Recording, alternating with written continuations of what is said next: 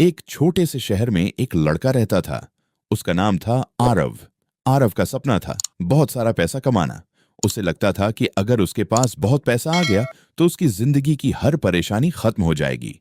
वह बड़े घर, महंगी गाड़ी और शानदार जिंदगी के सपने देखा करता था। एक दिन आरव ने अपने पिता से पूछा, पापा, अमीर बनने का सबसे आसान तरीका क्या है? पिता मुस्कुराए और बोले, बेटा, पैसा कमाना आसान हो सकता है, लेकिन पैसे को समझना बहुत मुश्किल है। आरव को अपने पिता की बात समझ नहीं आई। उसने पूछा, पैसे को समझना मतलब? पिता ने कहा, क्योंकि पैसा सिर्फ गणित का खेल नहीं है। पैसा हमारे व्यवहार, हमारी सोच, हमारे डर और हमारी इच्छाओं का खेल भी है।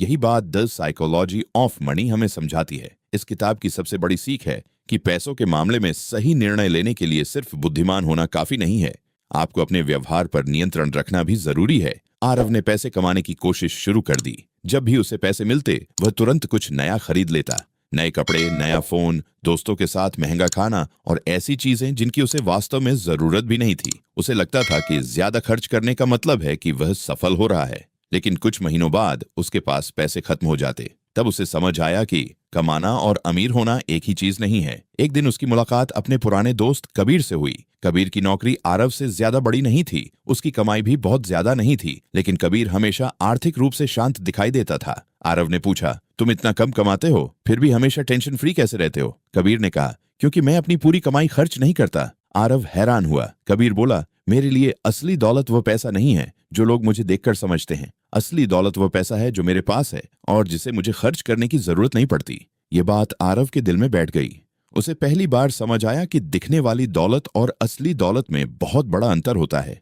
महंगी कार दिखाई देती है, महंगा फोन दिखाई देता है, बड़ा घर दिखाई देता है, लेकिन बैंक में पड़ा पैसा, बचत और भविष्य की आर्थिक स्वतंत्रता दिखाई नहीं देती। और यही असली वेल्थ है।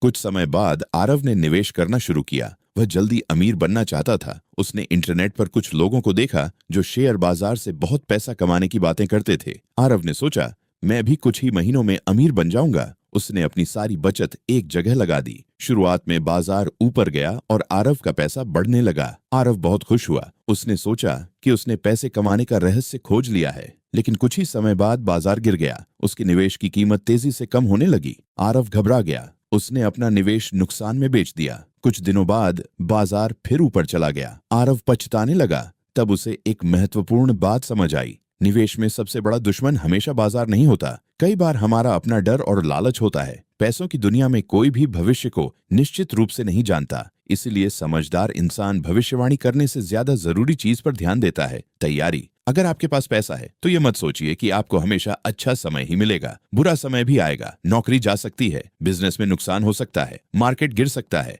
अचानक कोई बड़ा खर्च आ सकता है। इसीलिए पैसा बचाने का मतलब सिर्फ किसी चीज को खरीदने से रोकना नहीं है। पैसा बचाने का असली मतलब है अपने भविष्य को विकल्प देना। आरव ने अब अपनी जिंदगी बदलनी शुरू की। उसने हर महीने अपनी कमाई का एक हिस्सा बचाना शुरू किया। उसने अनावश्यक खर्च कम किए। उसने अपने निवेश को लंबे समय के लिए देखना शुरू किया और सबसे महत्वपूर्ण, उसने दूसरों से अपनी तुलना करना बंद कर दिया। क्योंकि पहले आरव की सबसे बड़ी समस्या पैसा नहीं थी। उसकी समस्या थी कि वह दूसरों की जिंदगी देखकर अपनी जिंदगी को छोटा समझता था। अगर किसी दोस्त ने नई कार खरीदी तो आरव भी कार चाहता था। अगर किसी ने महंगा फोन खरीदा तो उसे भी वही चाहिए था। लेकिन अब वह समझ चुका था कि हर इंसान की आर्थिक कहानी अलग होती है। किसी ने गरीबी देखी है, किसी ने अमीरी, किसी ने नुकसान देखा है, किसी को विरासत में पैसा मिला है, किसी ने वर्षों तक मेहनत करके पैसा बनाया है। इसीलिए दूसरे व्यक्ति के परिणाम देखकर अपने फैसले लेना खतरनाक हो सकता है। समय बीतता गया। आरव की कमाई धीरे धीरे बढ़ने लगी, लेकिन उसकी जिंदगी में सबसे बड़ा बदलाव उसकी कमाई में नहीं, उसकी सोच में आया। अब वह जानता था कि पैसा आपको आजादी खरीदने के लिए होना चाहिए, सिर्फ चीजें खरीदने के लिए नहीं। उसने एक नियम बनाया,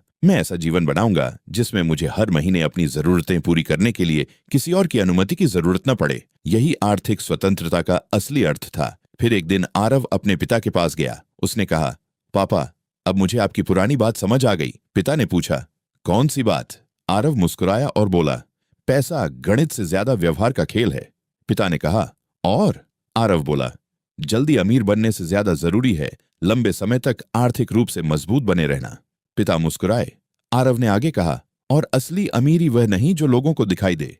असली अमीरी वह है जो मुझे अपने समय और फैसलों की आजादी देती है। पिता ने सिर हिलाया। यही द साइकोलॉजी ऑफ मनी की सबसे बड़ी सीखों में से एक है। पैसे के मामले में आपको सबसे ज्यादा कमाने वाला इंसान बनने की जरूरत नहीं है। आपको सबसे ज्यादा दिखावा करने की जरूरत नहीं है। आपको हर निवेश में सही होने की जरूरत नहीं है। आपको बस इतना करना है कि लंबे समय तक सही दिशा में बने रहें, क्योंकि पैसा बनाने में सबसे शक्तिशाली चीज हमेशा बड़ी कमाई नहीं होती, वह है समय। छोटी रकम भी अगर लगातार बचाई और समझदारी से निवेश की जाए तो समय के साथ बड़ी बन सकती है। इसे ही कंपाउंडिंग की ताकत कहते हैं। लेकिन कंपाउंडिंग का फायदा उठाने के लिए आपको धैर्य चाहिए। आपको बाजार के उतार चढ़ाव में घबराना नहीं होगा। आपको हर किसी को देखकर अपना रास्ता नहीं बदलना होगा। और सबसे जरूरी, आपको अपनी जरूरत और अपनी इच्छा के बीच फर्क समझना होगा। आरव की कहानी हमें एक सरल बात सिखाती है। पैसा सिर्फ बैंक अकाउंट में मौजूद संख्या नहीं है। पैसा आपके जीवन के फैसलों को प्रभावित करता है। इसलिए पैसा कमाइए, पैसा बचाइए, समझदारी से निवेश कीजिए, लेकिन पैसे को अपनी जिंदगी का मालिक मत बनने दीजिए। पैसे का इस्तेमाल अपनी जिंदगी को बेहतर बनाने के लिए कीजिए, क्योंकि अंत में सबसे अमीर इंसान वह नहीं जिसके पास सबसे ज्यादा चीजें हैं। सबसे अमीर इंसान वह है जिसके पास अपने समय पर नियंत्रण है, अपने फैसलों की आजादी है और अपने भविष्य के लिए पर्याप्त विकल्प हैं। और शायद यही द साइकोलॉजी ऑफ मनी का सबसे खूबसूरत संदेश है। अमीर दिखने से ज्यादा जरूरी है वास्तव में आर्थिक रूप से मजबूत होना।